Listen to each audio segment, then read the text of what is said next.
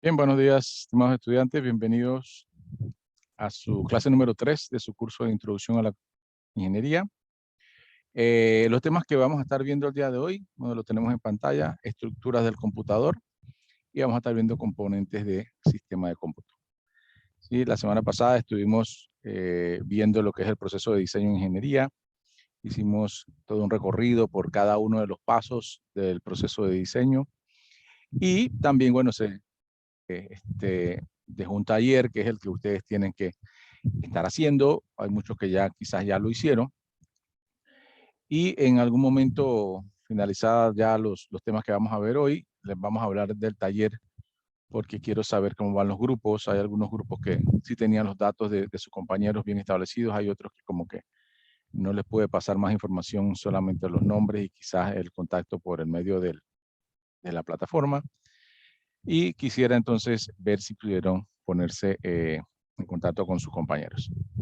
Bien, eso lo vamos a ver entonces al final de la clase. Bien, entremos en temas de la semana, estructura del computador.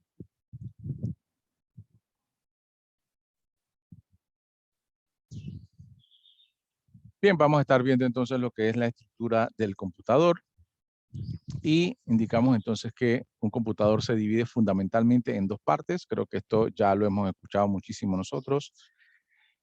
Las dos partes son el hardware, ¿sí? Que es la parte física del computador, la parte tangible, lo que se pueda tocar, lo que se pueda tantear, ¿sí?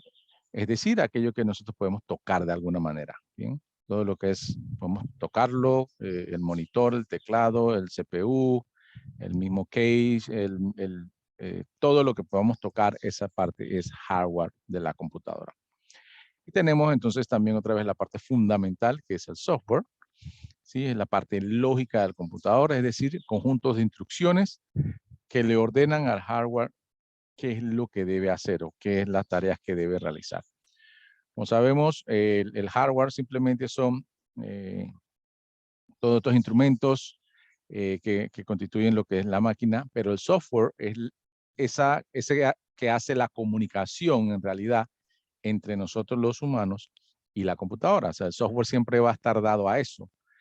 Lograr hacer que se comuniquen de manera eficiente nosotros los humanos con la computadora, ¿sí? Para eso cualquier cantidad de tipo de software, algunos solamente para escribir cartas o para hacer cualquier tipo de documento como el Word, otros para crear otros programas como el Visual Studio y cualquier otro.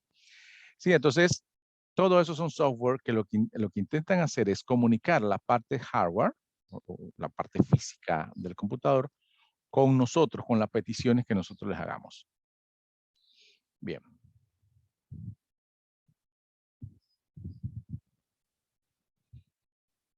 Bien, vamos a ver la clasificación del hardware. El hardware como tal también tiene una clasificación, ¿sí? Primero tenemos el hardware básico, ¿sí? Que son las piezas fundamentales e imprescindibles para el funcionamiento de un computador. Y los principales son monitor, la pantalla, el CPU, el ratón, el teclado, digamos, son lo que a simple vista nosotros conocemos, ¿verdad? Y el hardware complementario, que son aquellos dispositivos adicionales que no son esenciales. No son esenciales significa de que sin ellos podríamos seguir usando la computadora sin ningún tipo de problema. Dígase la cámara, dígase la impresora, dígase el escáner, dígase también, digamos, que puede ser también algo de los dispositivos, los audífonos, o sea, las mismas bocinas, o sea, no significa que sin ellas no va a poder seguir funcionando la computadora va a seguir funcionando. Simplemente entonces estos hardware complementarios lo que hacen es darnos a nosotros mayor facilidad para poder utilizar la computadora, mayores beneficios para lo que queremos hacer, ¿sí? Entonces, el hardware, la clasificación del hardware es hardware básico, que son piezas fundamentales para que la computadora pueda seguir funcionando, dígase memoria, el CPU, el ratón, la pantalla. Y el hardware complementario, que son dispositivos no esenciales. La computadora puede seguir funcionando sin ellos. Bien, vamos a ver entonces lo que es la gestión de dispositivos de hardware, ¿sí? Y aquí vamos a ver también lo que fuimos mencionando desde la primera semana, lo que es la teoría general de sistemas o cómo funciona la teoría general del sistema. Y aquí vemos entonces que la computadora obviamente también se lleva por esa metodología de la teoría del sistema. Tiene una entrada que tiene sus dispositivos de entrada, tiene un procesador, o básicamente toda la parte del procesamiento, y tiene salidas, ¿sí? Entrada, proceso, salida, ¿sí? Los elementos de la teoría general de sistemas. Bien, dispositivos de entrada del hardware. Sí, dispositivos de entrada tenemos entonces los que están aquí, el teclado, el mouse, el lápiz óptico, el lector de código de barras, el joystick, el escáner, el micrófono, la cámara digital. Son dispositivos de entrada. Se conectan al computador para ingresar información de cualquiera de estos dispositivos. Se puede entonces ingresar tanto imágenes, textos, comandos, audios. ¿Sí? Todo esto entonces son entradas que van al computador, que obviamente se van a procesar para después tener una salida o un producto final, como ya habíamos visto en la teoría general de sistemas. Bien, en el proceso, entonces está lo que es el CPU, la memoria, que es lo que va a procesar todos esos datos de entrada, ya cualquiera que sea la entrada, él lo va a procesar para después desplegar una salida. Tenemos entonces que la salida serían, salida puede ser monitor, plotter, la impresora, los parlantes, ¿sí? Esas son las salidas estándares, las salidas tradicionales del computador. Entonces, obviamente, nosotros le damos comando por el teclado, digamos, a la computadora, digamos, de que queremos imprimir una página, le damos con el mouse, le damos esos comandos de impresión. La computadora genera entonces todo lo que son los procesos para poder hacer la impresión y el dispositivo de salida entonces es donde se genera la página ya impresa. Entonces, la teoría general del sistema se aplica completamente aquí y mucho más en el tema de hardware porque todos ellos intervienen en eso. Existen también algunos dispositivos ahora de entrada y salida, o sea que funcionan para dispositivos de entrada, pero también funcionan como dispositivo de salida, como el modem, la pantalla táctil porque tú estás ingresando información ahora nosotros lo usamos prácticamente siempre con el celular. Nosotros les damos información de entrada cuando quedamos ahí alguna foto, algún like. Son entradas porque le estamos diciendo que nos gusta una foto y eso va al procesador y a la vez es un dispositivo de salida porque estamos mirando la salida que nos da entonces el mismo software. Pantalla táctil, unidades de disco duro, unidad disquera y la unidad de grabación de CD o CD-ROM, que esto básicamente ya no se utiliza. Entonces, hay dispositivos de entrada, de salida, de procesamiento y dispositivos de entrada-salida.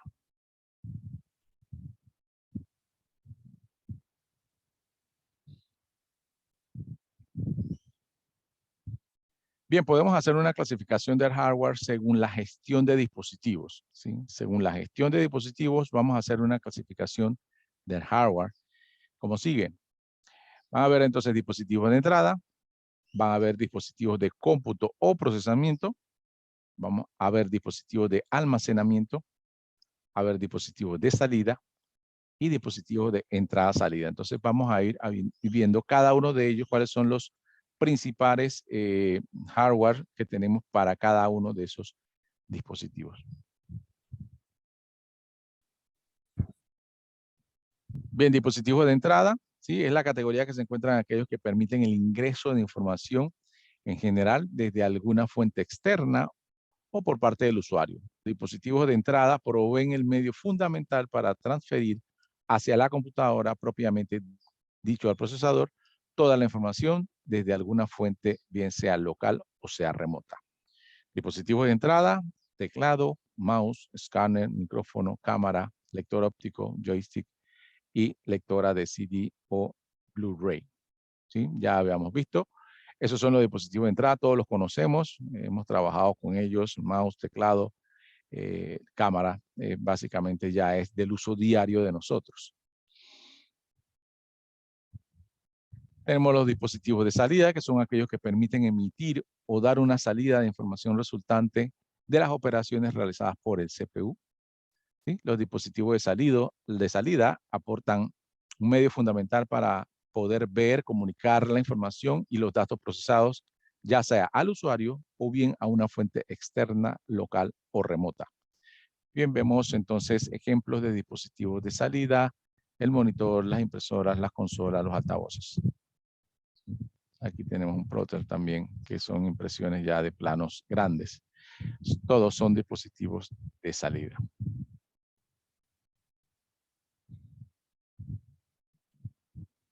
Bien, vamos entonces a los dispositivos de cómputo o procesamiento. Son todos aquellos que realizan las operaciones y controlan las demás partes del computador. Entre ellos vamos a encontrar la unidad central de procesamiento, CPU, la memoria y el bus de datos. ¿Sí? Entonces, las principales dispositivos son los que vemos en pantalla, el CPU, la tarjeta madre, como la había mencionado, la memoria y los buses de datos. Vamos a ver entonces estos dispositivos de cómputo uno por uno y vamos a detallar cuál es su función dentro del computador para que obviamente nos vayamos empapando en todo lo que es el tema de los elementos internos, el hardware interno de las computadoras.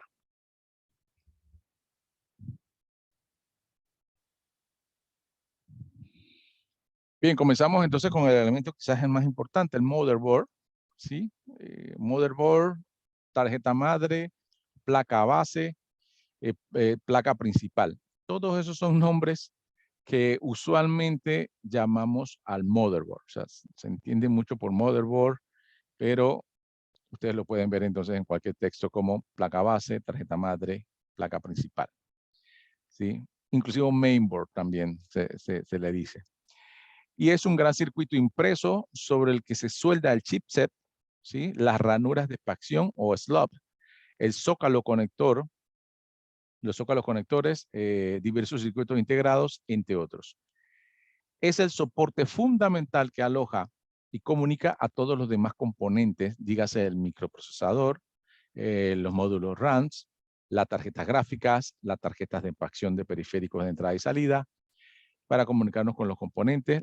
La placa madre posee una serie de buses mediante los cuales se transmiten los datos dentro y hacia la computadora. Bien, el motherboard básicamente es esto, ¿no? O sea, aquí lo voy a dibujar, que es esta tarjeta que está aquí, esta tarjeta grande, donde se colocan entonces todos los chipsets, que son los que están aquí, los buses de datos, que son para las conexiones, coloca el sector para colocar el procesador, aquí se va a colocar el procesador. ¿Sí? Entonces, digamos, la tarjeta madre, sin ella es imposible tener una computadora. ¿Sí? La computadora es el elemento principal, porque en ella entonces es donde se van a integrar los demás elementos esenciales. ¿Sí? Para poder con una computadora ande, tienes que tener tu motherboard, tienes que tener tu CPU, que es la unidad de procesamiento, que va acá, ¿sí? Tienes que tener entonces un disco. Inclusive solo con la memoria ya podrías tener por lo menos comunicación con la computadora. Y un disco obviamente para instalar algún sistema operativo para que puedas interactuar comandos ya con la computadora. Esos son los esenciales. Ya después el monitor y todo esto, obvio, ¿no? Pero la tarjeta madre, digamos que es la principal, por eso se llama así. Dentro de ella es que van todos los otros elementos para poder que uno pueda tener la computadora funcionando. Si por alguna razón la tarjeta madre se quema o se queman algunos circuitos, obviamente ya no sirve. Detrás de esta tarjeta entonces están todas estas piezas soldadas. En realidad la parte de atrás son puros puntos de soldadura, donde está soldado todo esta serie de componentes, diodos, memorias, todo está soldado allá en la parte de atrás. Bien, la tendencia en los últimos años es en eliminar elementos separados de la placa e integrados al microprocesador. En ese sentido, en la actualidad se encuentran sistemas denominados System on a Chip, ¿sí? que consiste en un único circuito integrado que agrupa varios módulos electrónicos en su interior, tales como el procesador, un control de memoria, el GPU, el Wi-Fi, el Bluetooth y otros. ¿Sí? La mejora más sustancial en todo lo que radica en la reducción de tamaño frente al igual funcionamiento de los módulos electrónicos separados que existía anteriormente. Básicamente ya esta intención de tener todo integrado es el default. Todas las computadoras ya vienen con estos sistemas integrados. Antes había, la tarjeta madre solamente tenía el slot para que pudieran colocarse los otros dispositivos, como los dispositivos de entrada-salida, se colocaban en un slot que después otra tarjeta era la que hacía esa comunicación. Ahora todo viene integrado, eso mejora el tema del rendimiento, es mucho más rápido, la comunicación entre los diferentes dispositivos y también es más económico. Principales funciones que presenta la tarjeta madre, ¿sí? Administración y control y distribución de la energía eléctrica, obviamente porque en la tarjeta madre donde está conectado lo que es la fuente de poder, la llamada fuente de poder, esa es una de las que tradicionalmente cuando una computadora sufre un daño, es la primera donde uno va a ver porque esa suele quemarse y solamente se cambia la fuente de poder y ya sigue funcionando. La comunicación de datos, el temporizador, el sincronismo y el control y monitoreo son las principales funciones que hace la placa madre en el computador, ¿sí? Entonces, esas son las funciones que ustedes deberían conocer que hace la placa madre. Bien, vamos con el otro elemento que obviamente también es súper importante, esencial, que es el CPU, por sus siglas en inglés de Central Processing Unit, que es la unidad central de procesamiento. Muchos tendemos a utilizar o a decir CPU a todo el computador, a todo el case que viene con todos con todo ya listo.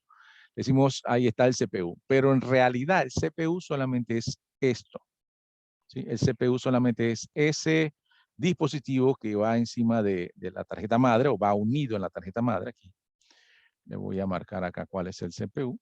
El CPU obviamente aquí lo dice, es este. Y eso entonces va pegado aquí a la tarjeta madre. ¿Sí? Entonces cuando hablamos de CPU es este, que es la central, del Central Process Unit, unidad central de procesamiento. ¿Sí? Es el componente fundamental de la computadora y es quien se encarga de interpretar, ejecutar las instrucciones y procesar los datos. ¿Sí? Digamos que este es el cerebro. Este es el cerebro. En computadores modernos, la función del CPU la realiza uno o más microprocesadores. Obviamente ya hay con varios procesadores. Y se conoce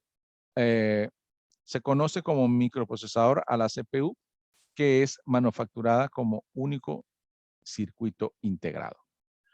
Bien, entonces en la computadora ustedes van a encontrar cuando tienen el motherboard, van a tener esta sección de aquí, donde están todas esta serie de pines, donde va conectado entonces el CPU.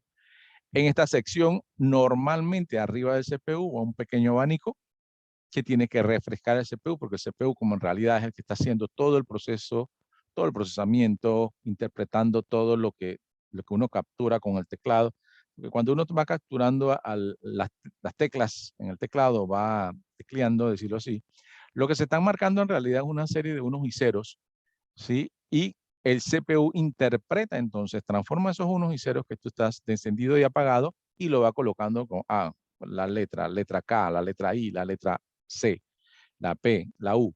Y la va interpretando y la va colocando entonces. Si es necesario sacarla a una pantalla, entonces ella también se encarga de enviarla a la pantalla.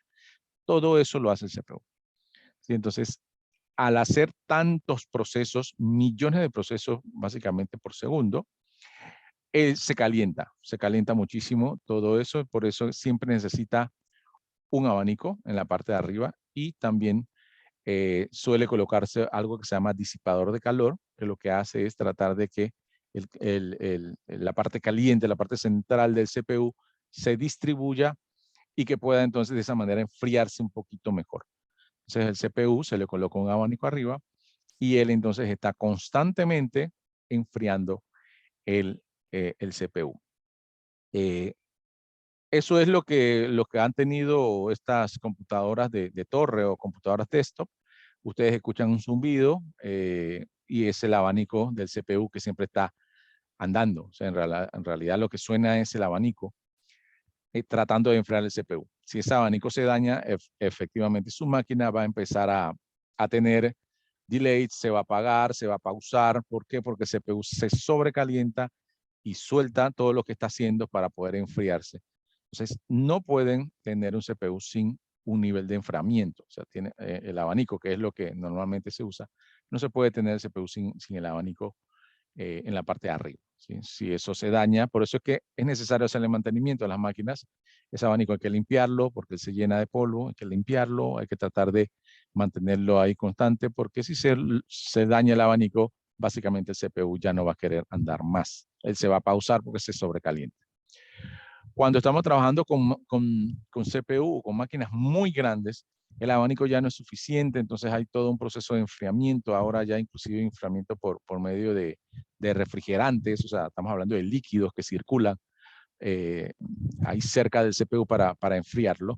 Ya esos son supercomputadoras o grandes computadoras que el abanico no le es suficiente y no logra enfriarlo. Por lo menos lo que ahora se utiliza mucho para minar los Bitcoin o cualquier tipo de criptomonedas, eso se sobrecalienta porque está constantemente tratando de hacer procesos. Y muchas veces se compran computadoras con ese tipo de enfriamiento porque las demás consumen demasiado. Al consumir demasiado, también consume demasiado corriente. Esto es entonces, entre mayor se calienta el CPU, más corriente necesita.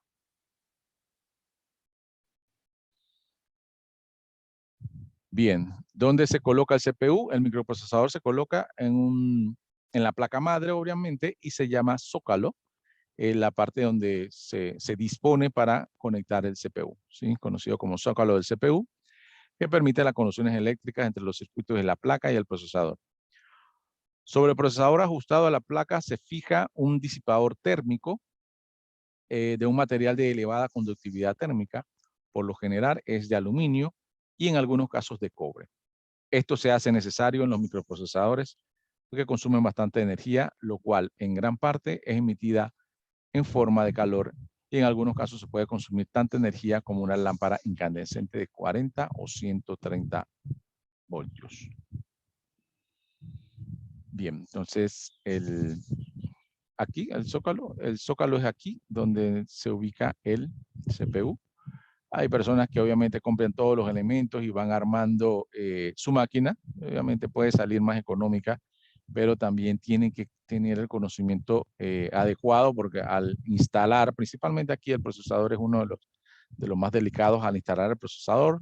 Si no queda bien, si no se coloca la suficiente pasta para disipar el calor, como se menciona aquí, eso puede traer entonces consecuencias al computador. Entonces, esto es, digamos que la parte más difícil cuando uno va armando una máquina. O más delicada, mejor dicho. Bien, hablemos ahora del bus de datos, ¿sí? Se conoce como bus de datos, pero en realidad es el conjunto de interconexiones entre las distintas partes del computador que permiten comunicación entre ellos, ¿sí? También un bus es el conjunto de cableado que sirve para los dispositivos de hardware comunicarse entre sí. En realidad, estos buses, estos que ya básicamente, estos ya no se usan, eran de máquinas en el tiempo de antes. Yo creo que ya esto no se está usando más con menos pines y mayor velocidad. Estas comunicaciones vía SATA, que también son mucho más rápidas. Estos cables son los que van dentro del case, que es el case, es donde va todo estos componentes que estamos mencionando, que es la torre, o la torre, normalmente se usa una torre. Entonces, estos cables van conectados de una parte del motherboard a otro sector del motherboard o a otro componente, digamos. Desde el disco se conecta, desde el disco duro, que lo vamos a ver próximamente, se conecta a un cable que va directamente fijado al motherboard. Ese cable entonces lleva obviamente información. Tiene que ser un bus de datos o cable que esté de manera adecuada según las especificaciones del disco para que él lleve al motherboard la comunicación de una manera rápida. Obviamente, cuando uno va a colocar un disco o cualquier otro dispositivo que va a conectar directamente al motherboard, tiene que saber las especificaciones del motherboard, que es el origen de tu información, ¿sí? El motherboard tiene que comunicarse con cualquier otro dispositivo y para eso tienes que tener el cable necesario para conectar. Ese cable o todo el conjunto de cables se llama bus de datos, ¿sí? Vamos a ver si en la figura anterior no se ven los buses de datos aquí, quizás en la anterior, no tampoco. ¿Sí? Sí, básicamente es la comunicación que hay entre un sector de la tarjeta madre y algunos de los componentes que van a estar ubicando. Esos son el bus de datos. Y obviamente el bus de datos tiene que tener la especificación necesaria, si no, no comunica de manera rápida y eficiente y igual entonces la computadora no da la respuesta, ¿sí? Todo tiene que estar bien establecido, o sea, no son cualquier cable, tienes que tener el cable específico que va con tu motherboard y con tu dispositivo o disco duro o cualquier otro dispositivo que vas a colocar. Si no, la información entonces va a viajar lento y ya se te pierde entonces información en el camino, ¿no? Y pierdes tiempo también. Bien, vamos con el tema de las memorias. Hay varias memorias y las memorias son las encargadas de almacenar toda la información en el computador cuando se está usando, ¿sí? Hay tres tipos de memoria, ¿sí? Vamos a verlos. La memoria RAM, digamos, es la más importante. Las siglas RAM significa Random Access Memory, ¿sí? Literalmente significa memoria de acceso aleatorio, ¿sí? La memoria RAM, memoria de acceso aleatorio. Y es la memoria utilizada por la computadora para el almacenamiento transitorio del trabajo no masivo, ¿sí? En ella se puede almacenar temporalmente la información, los datos, los programas que la unidad de procesamiento, el CPU, lee y procesa y ejecuta, ¿sí? La memoria RAM es entonces esa memoria que está ahí almacenando toda la información que tú estás generando y que el CPU necesita en algún momento, entonces se la va pidiendo a la memoria RAM y él la va procesando, ¿sí? Como saben, el cerebro es el CPU, pero él necesita entonces auxiliares como memorias que le van dando entonces la información según él la vaya trabajando, porque él en realidad solamente el CPU va a procesar, no guarda la información. Él le pide información a memoria, la procesa y sus resultados se la envía de nuevo a la memoria, ¿sí? Obviamente la memoria tiene diferentes espacios como para ir almacenando. Él almacena entonces todo lo que el CPU va procesando y entonces la memoria se encarga también en desplazarla para los diferentes dispositivos. La memoria RAM es conocida también como la memoria principal de la computadora, memoria central o memoria de trabajo, ¿sí? Eso es entonces la memoria RAM. La memoria RAM, por lo general, cuando tú apagas la máquina o la reinicias, ella se limpia por completo. O sea, ella se limpia cuando uno apaga la máquina. No guarda información, ella se limpia. Ella nada más está utilizándose cuando la computadora está encendida.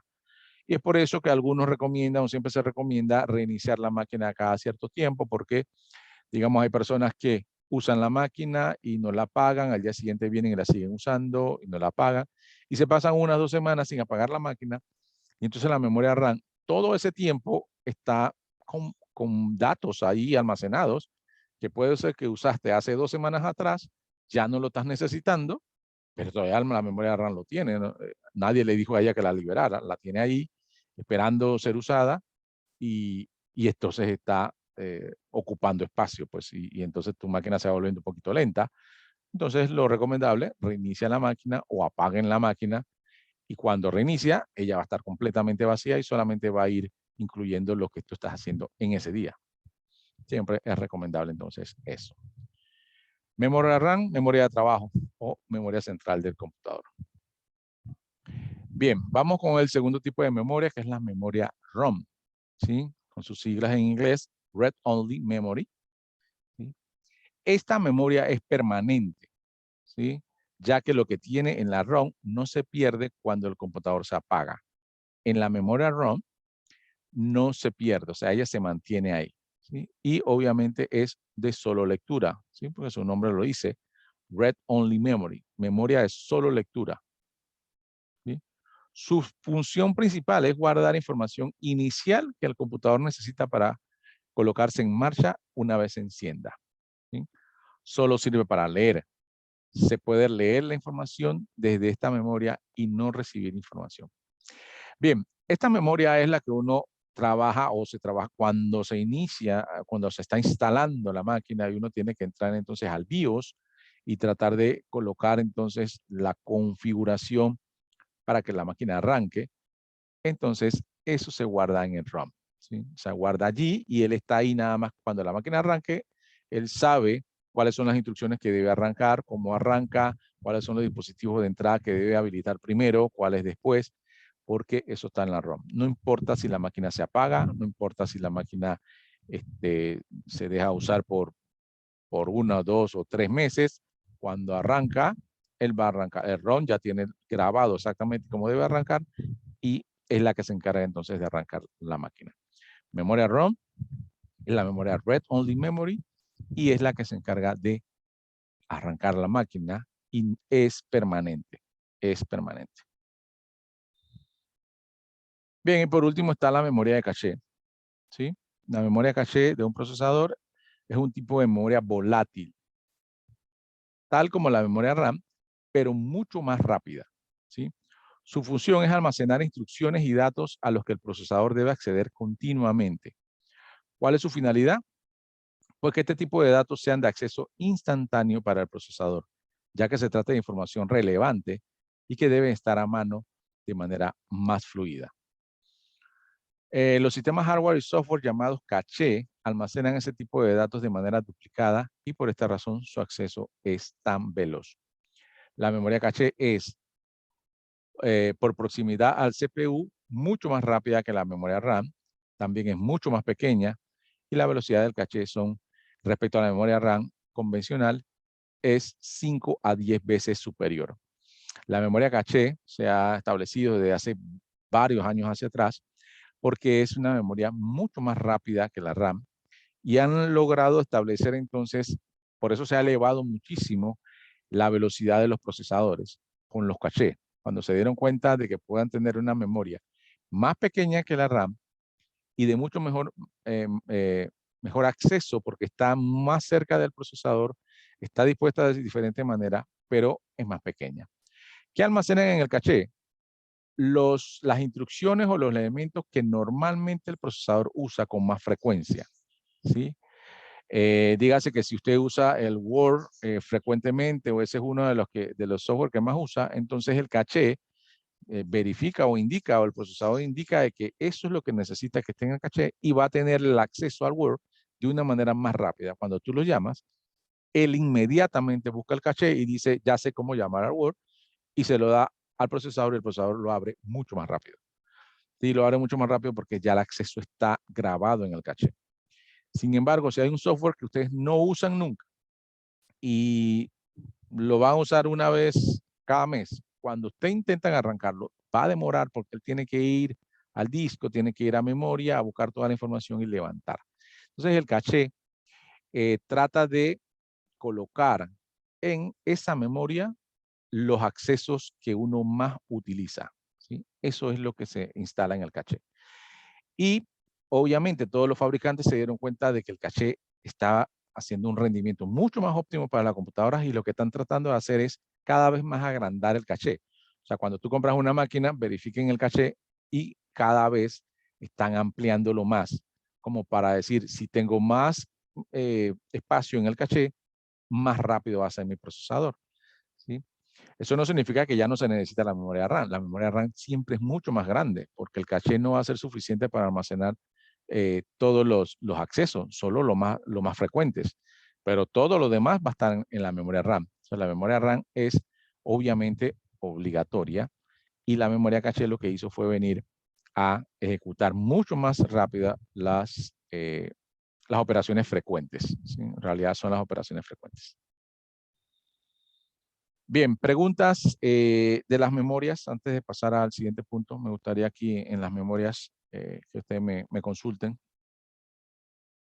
¿Preguntas? Profe, profe, Sí, dígame. ¿y dónde entra la memoria de almacenamiento? Memoria de almacenamiento. Bueno, es que, digamos, el almacenamiento está dado para que se almacene en el disco duro. ¿Sí? El caché es una memoria que también se borra, digamos. Bueno, él mantiene un sector que es todo lo que tú utilizas frecuentemente.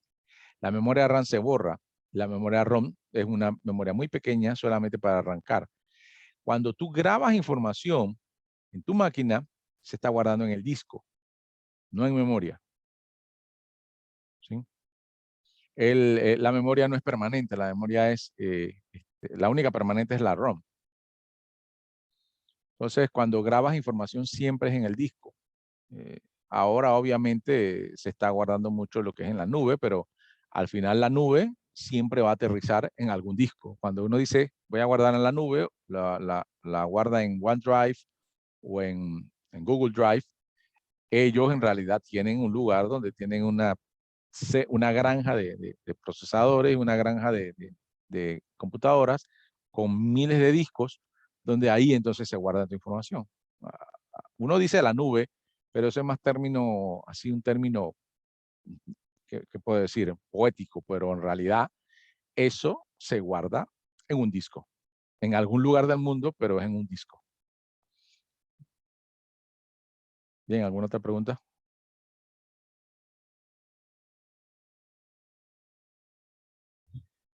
Bien, seguimos entonces con lo siguiente, que es precisamente los discos de almacenamiento, ¿sí?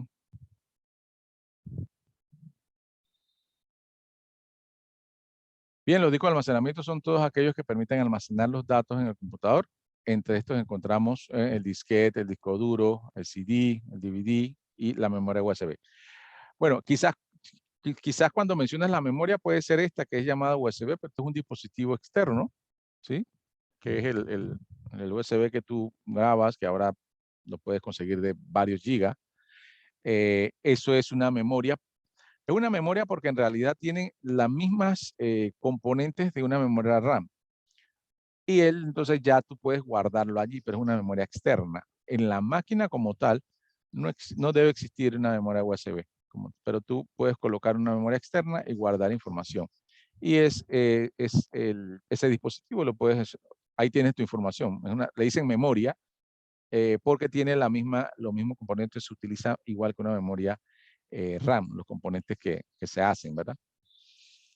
Pero esto, digamos, es como si fueran los antiguos disquetes o los antiguos CD y ahora con el tiempo se han cambiado a lo que es la memoria USB.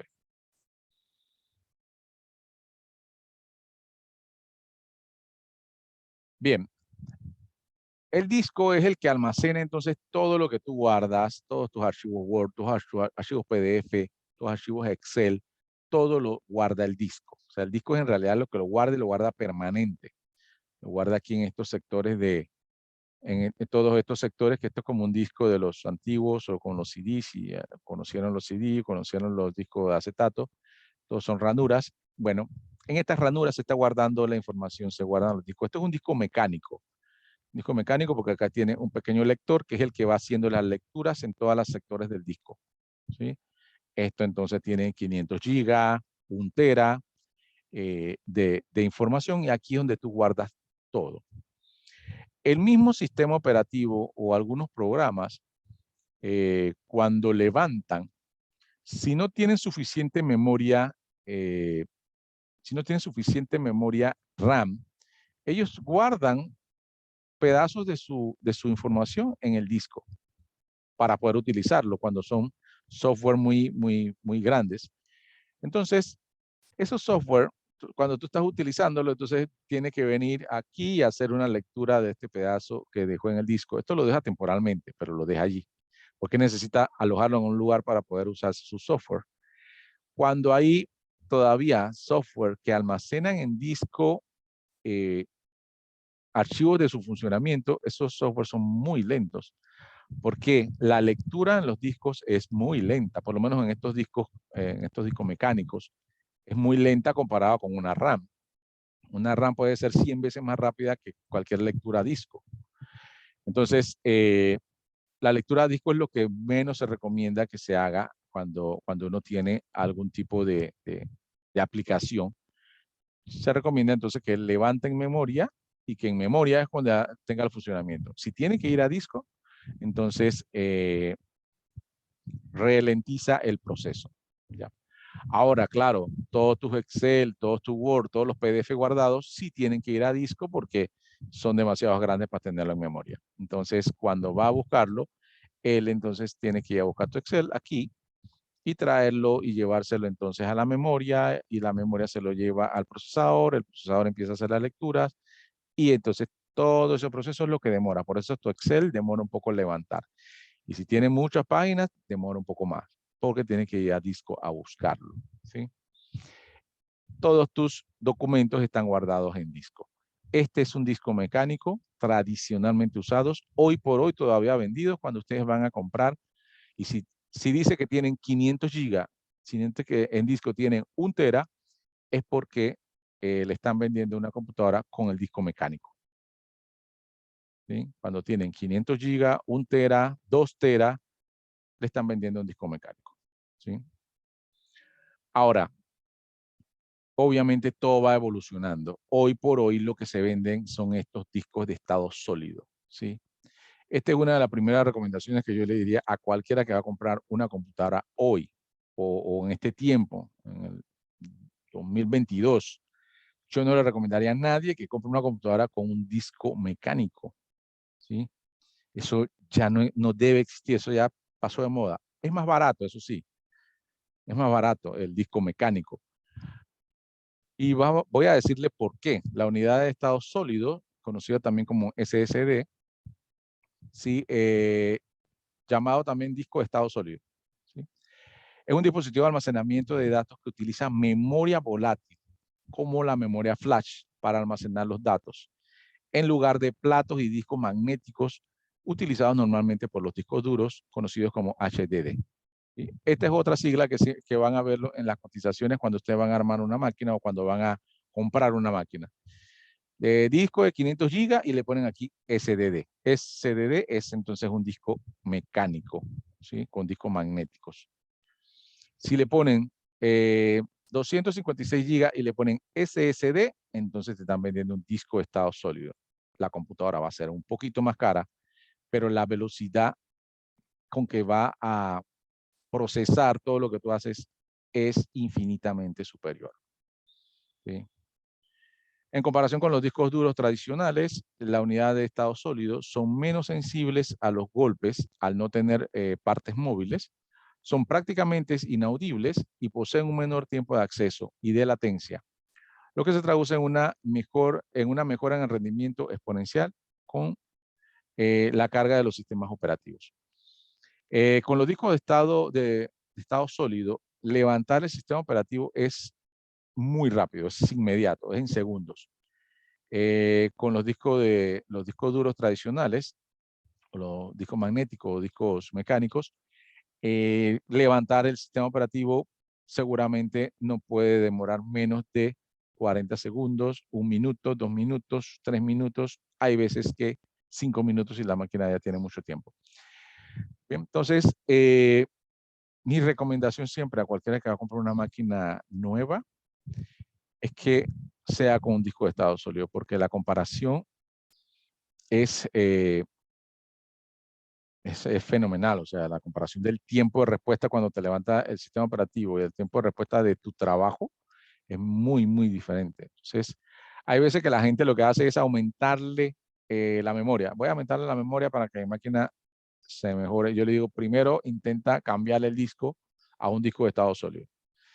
Y eso cambia el tiempo de respuesta de la máquina muchísimo. Entonces, obviamente los discos mecánicos siento yo que ya no se van a utilizar en el futuro. Todavía se usan, pero ya siento yo que en unos 3, 4 años ya ni siquiera se van a vender, ¿sí? Porque la comparación es demasiado. Entonces, esta básicamente trabaja como si fueran memorias RAM, ¿sí? Aunque en realidad tiene un pequeño disco, pero ese disco tiene una tecnología diferente, trabaja como si fuera como una memoria flash, como dice acá. Y los discos son mucho más rápidos. Desventajas del disco de estado sólido con el disco magnético. Las desventajas sería de que es más caro. Hoy, si tú puedes conseguir una máquina con un disco duro magnético de 2 teras o 1 tera, con el disco de estado sólido seguramente vas a conseguir de 256 giga o 500 giga. Difícilmente encuentras uno de un tera eh, para una máquina nueva, así la puedes comprar aparte. Pero muchas veces ya uno ni siquiera está almacenando en disco, sino que almacena en la nube. Todas las cosas las tiene montadas en la nube. ¿Sí? Entonces, esas son cosas que tienen que evaluar. Pero el disco de estado sólido es el que se debe usar ahora. En realidad, los otros discos difícilmente se van a seguir vendiendo en los próximos años. Bien, preguntas con los componentes. Digamos, hasta aquí vamos a llegar con lo que son los componentes, todo lo que es hardware y toda la clasificación del hardware. Preguntas de los discos duros o de cualquier componente de la computadora. Todo claro. Sí, dígame.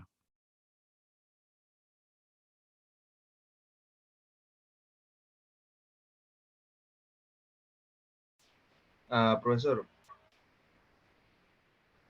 Sí, dígame. ajá, ¿qué hay de las tarjetas de video?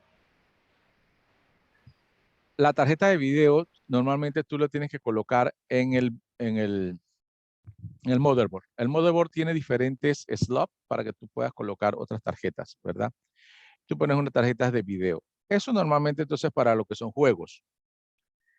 Como les comentaba, los motherboard ahora vienen con funcionalidades integradas. Hay algunos motherboard que ya vienen con tarjetas de video integradas más grandes, porque normalmente la tarjeta motherboard que se compra tradicionalmente te va a venir con una tarjeta de video bien estándar, normal, o sea, porque solo la hace para que tú puedas ver, digamos, la gama de colores normales que se ven en la computadora, normal.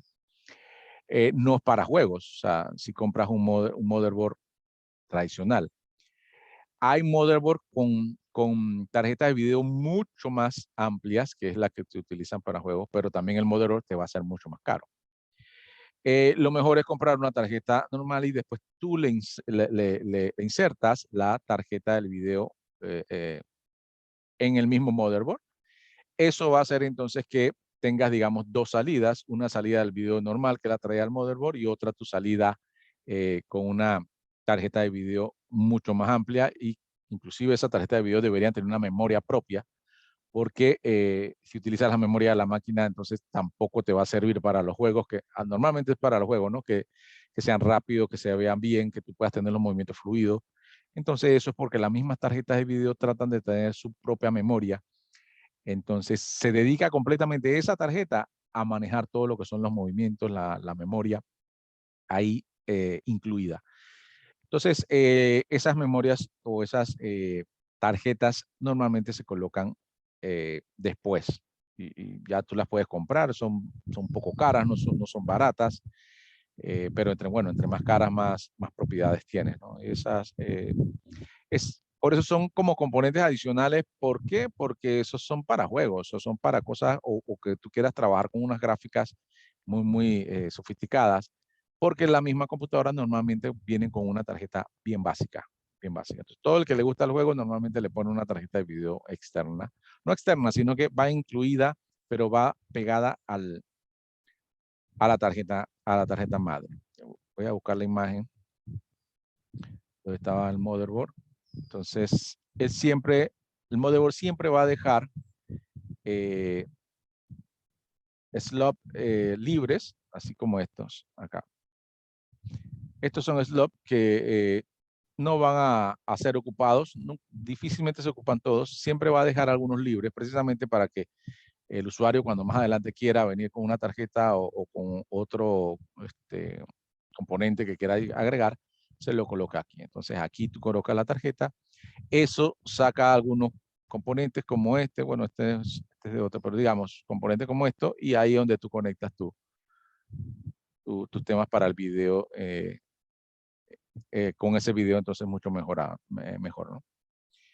Eso es. Pero no es un componente esencial, digamos, esa tarjeta, porque ya, como te digo, viene integrada en el motherboard, así que con esa funciona, pero si quieres ponerle una mejor, entonces puedes comprarla y ponerla allí. Siempre que van a comprar, tienen que ver entonces, o llevar la especificación del motherboard a donde van al proveedor, para que este es el motherboard que tengo, quiero que me vendas una tarjeta de video que la acepte mi motherboard, porque no pueden comprar cualquier tarjeta de video. O sea, si compran cualquier tarjeta de video sin saber cuál es el motherboard que tienen, están tomando un riesgo muy alto. ¿Sí? No van a saber si su motherboard lo va a aguantar. Entonces siempre el motherboard es el que les debe indicar a ustedes qué es lo que tienen que comprar. Bien, ¿alguna otra consulta?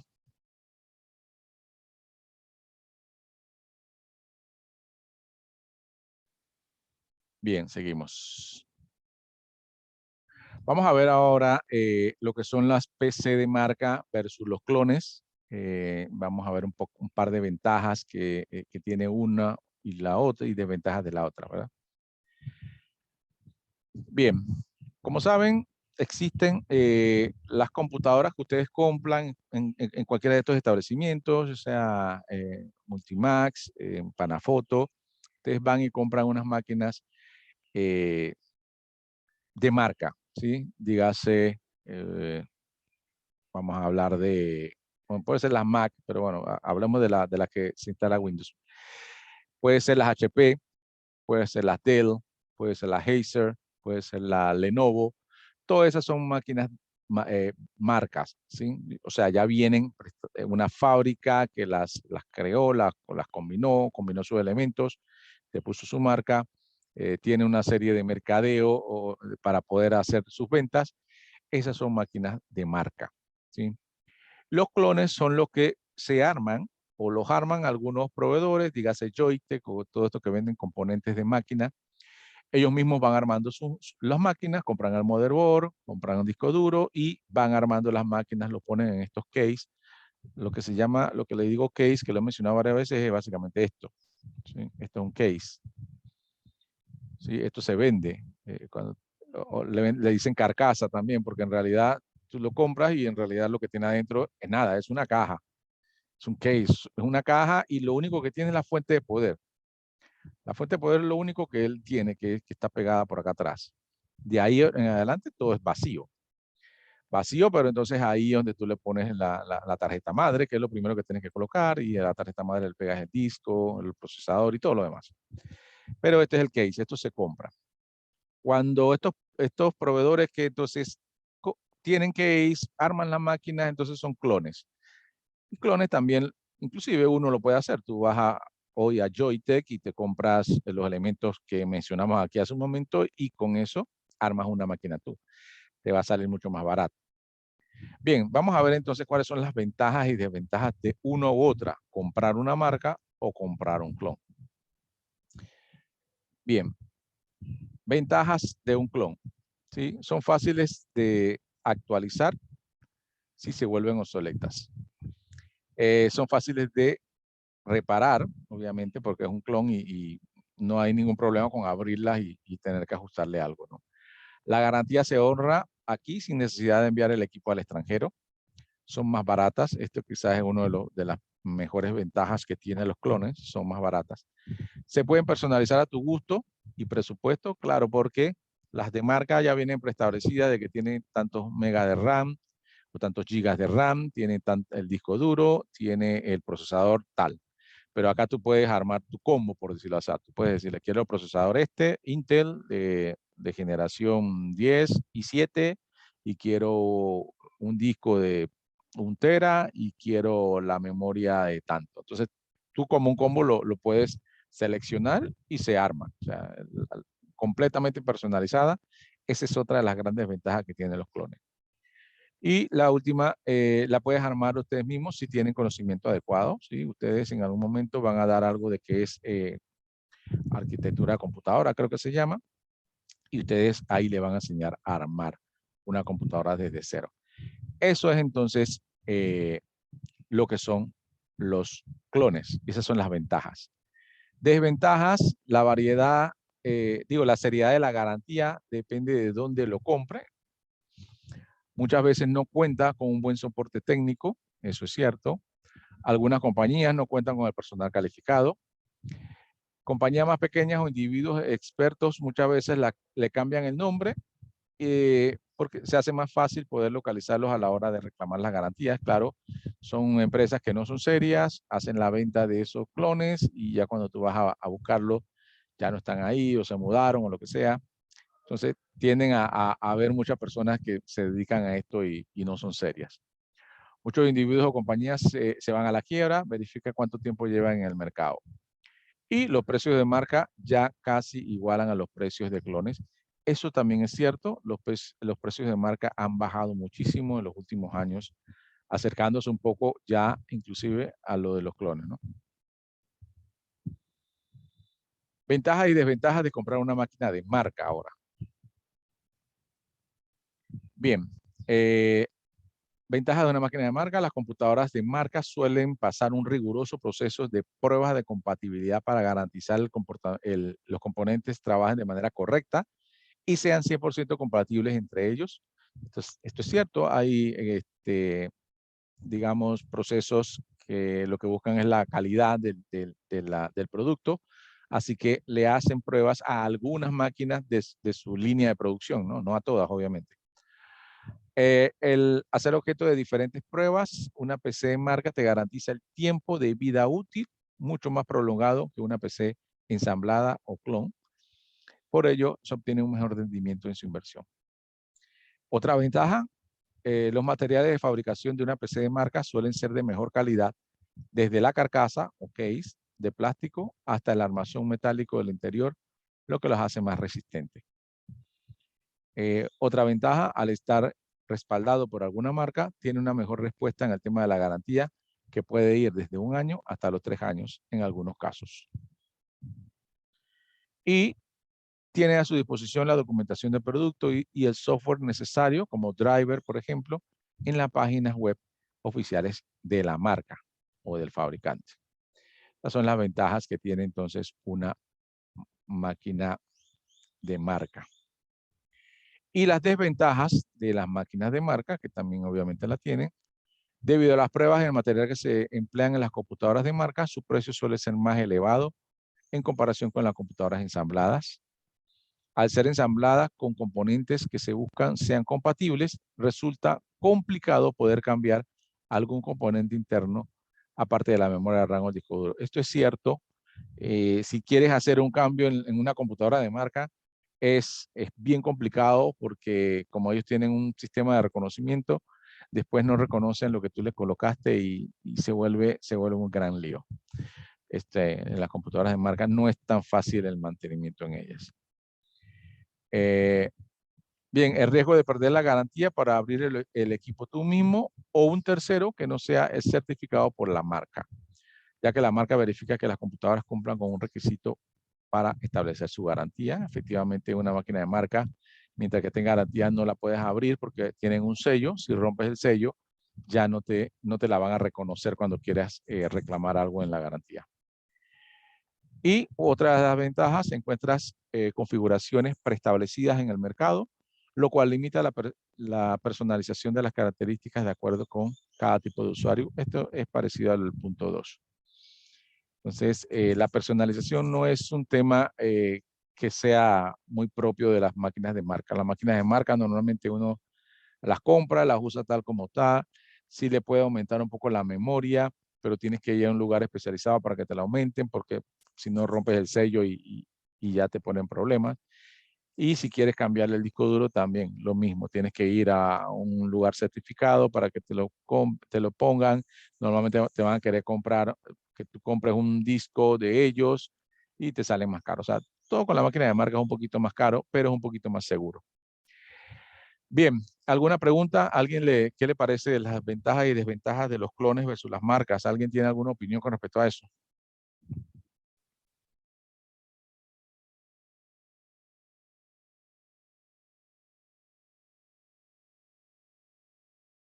Ninguna pregunta hasta el momento, profe.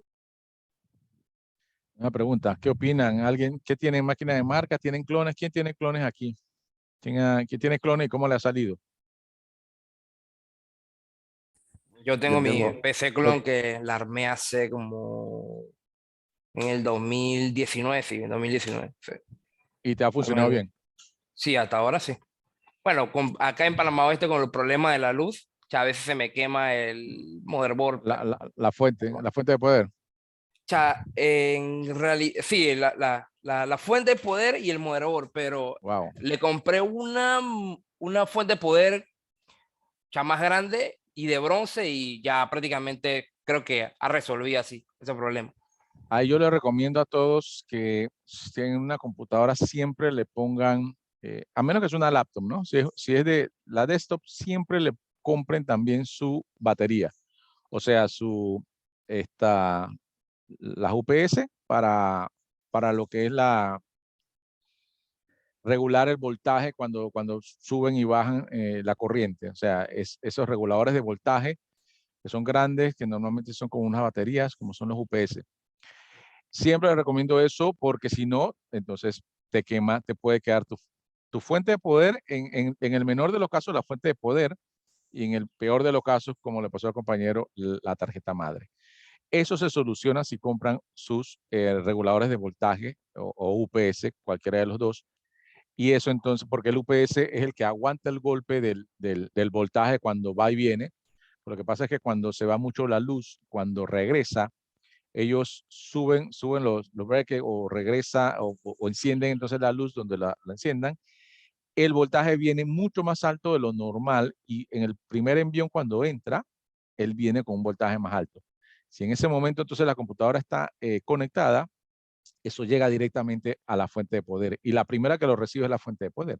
Si ustedes le ponen un regulador de voltaje o UPS, la que recibe el voltaje siempre va a ser la UPS y como ella está hecha para eso, ella tiene unos componentes dentro de la batería o del regulador que lo que hace es minimizar ese riesgo y lo baja a niveles normales y regulares de voltaje y tu máquina nunca va a estar en riesgo si tienes un regulador de voltaje.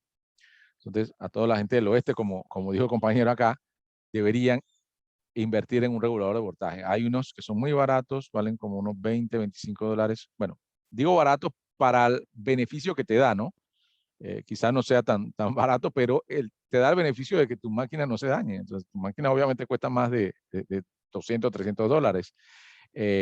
Y que con algo de 25 dólares que te va a durar muchos años, siempre te va a tener protegido eso. O sea, no debería nunca dañarse la máquina si tiene un regulador de voltaje. ¿Alguien más da su opinión de su clon o su máquina de marca? Dice Michael dice que tiene máquina de marca. Me parece que le ha funcionado bien. Entonces, ¿quién más? Yo también tengo mi clon y hasta el momento no me ha dado ningún problema. Tengo Muy bien. como año y medio y también le tengo lo que es el regulador, porque también soy del oeste y ya eso es costumbre que a cada rato se vaya la luz. Y no Sí, quiero que una inversión que salga de mi bolsillo se dañe por problemas que no son míos y entonces nadie va a responder por eso. Exactamente, nadie responde por eso acá, nadie responde por eso. no, y La sí verdad. de verdad sí pueden ir a la SEP y hacer su fila y todo, pero el inconveniente y el tiempo que pierden haciendo esos reclamos, porque entonces Profe, tienen pero que... es que hay una cosa con que te sale esa gente. O sea, Ajá, usted va, cuando llegas al puesto, te dicen, diga, bueno, lo que podemos hacer es que me tienen que traer la factura de todo eso. sí, Ajá, ¿yo dónde voy a sacar una factura de 2 años atrás, 5 años atrás? Ese exacto. es el problema. Y ya, si no sale con la factura, no puedes hacer nada. O sea, perdiste tu tiempo, perdiste plata y nadie te va a resolver eso. Ya. Sí, es que ponen una serie de trabas que en realidad pareciera casi imposible de reclamar.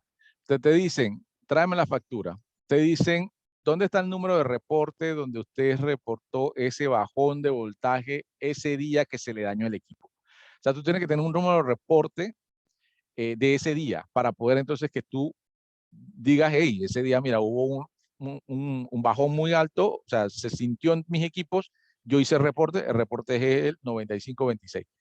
¿Quién hace eso? O sea, esos son todos los pasos que deberías seguir para poder hacer un reclamo. Y claro, que después si aceptan que efectivamente se dañó por eso, lo que te van a decir es, bueno, tu factura dice que tu computadora costó $500, pero como ya tiene te la devalúan por el tiempo, entonces te doy, no sé, te doy 200.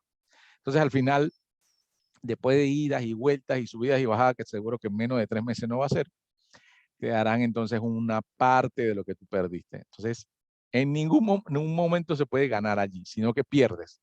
Siempre pierdes tiempo y pierdes la inversión allí. Así que siempre el regulador de voltaje es lo mejor para evitar esas situaciones.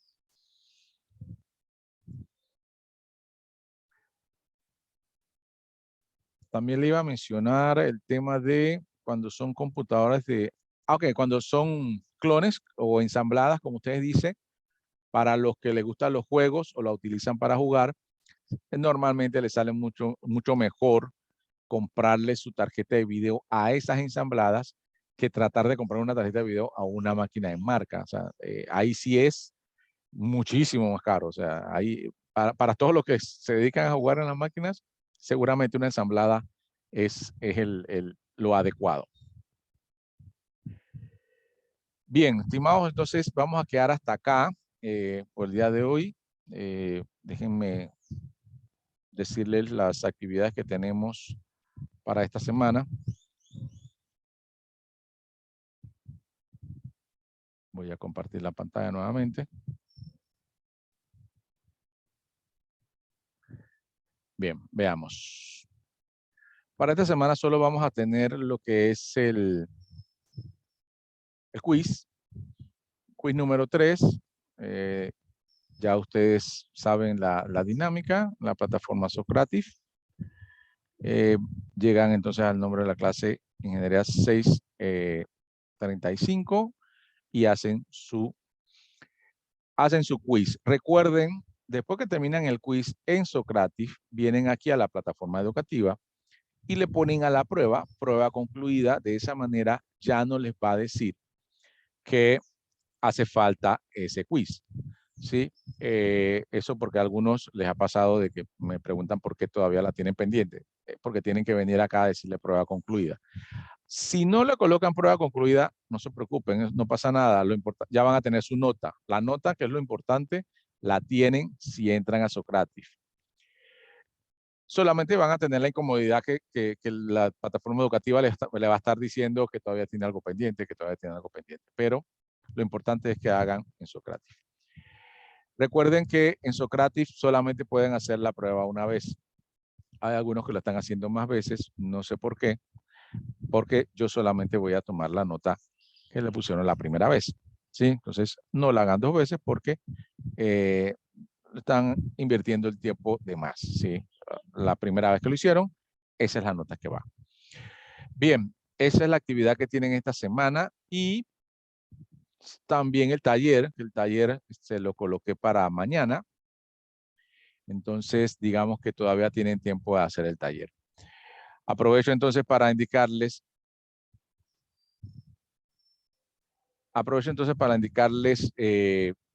consultarles si hay algún grupo que todavía no se ha podido encontrar o poner de acuerdo o comunicar con sus compañeros. ¿Hay algún grupo acá? René. Sí, profesor, buen día. Bueno. Lo que sucede con mi grupo es lo siguiente. Tenemos horarios diferentes y no podemos ponernos de acuerdo muchas veces a la misma hora. Lo que hemos hecho, los pocos tiempos que nos hemos podido encontrar, hemos desarrollado ya el trabajo, pero nos sirve que lo haya dejado para mañana domingo porque el domingo sí tenemos día en común libre. Exacto. Entonces, ya tenemos prácticamente todo el trabajo concluido. Sería solamente pasarlo y enviárselo, que eso sería mi pregunta en sí. Solamente se entrega un solo trabajo por grupo. O sea, uno de los compañeros le envía el trabajo y pone el nombre de todos, ¿verdad? Pueden hacerlo así. Puede solamente entregarlo uno siempre y cuando tenga su página de presentación con el nombre de los 3 o los 4, lo que sea. O pueden entregarlo todos, ¿sí?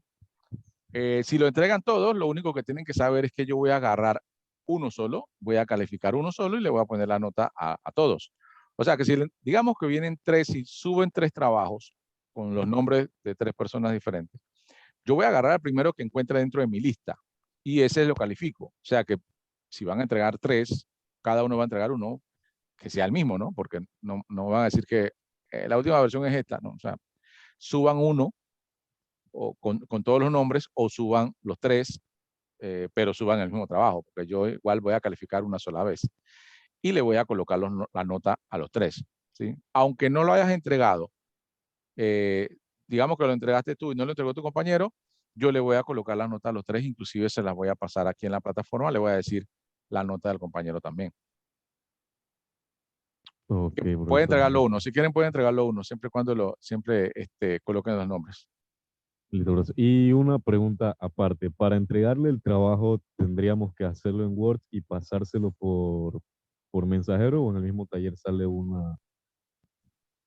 No, es que es en la misma actividad, en el taller, ahí usted pone un resolver la tarea y ahí adjuntan. Entonces ahí adjuntan el documento. Ok, listo, profesor. Muchas gracias. Sí, ahí debería ser en el taller porque ahí es donde ya después ya no le dice que está pendiente ni nada. En el taller va y lo colocan y ahí es donde yo de calificar. En algunos casos que se le ha ido, se ha cerrado, entonces yo le digo, mándenmelo al mensajero porque ahí también yo lo puedo ver, pero debería ser en el mismo taller o en la misma actividad, ustedes van a resolver y ahí adjuntan el documento. Recuerden que en este taller son 2 casos. El caso número 1 básicamente es texto. Ustedes van a colocar ahí conocimientos, habilidades y actitudes que debe tener para resolver ese problema en el caso número 1. En el caso número 2 sí me tienen que hacer todo el proceso de diseño de la ingeniería y al final yo espero un diseño, ¿sí? Espero un diseño que es el diseño de la placa. Eso es su entregable final, digamos. Del caso número 2, me van a colocar todos los pasos porque yo voy a evaluar los pasos, pero al final me entregan un diseño, una placa, que solo para confirmar, ¿no?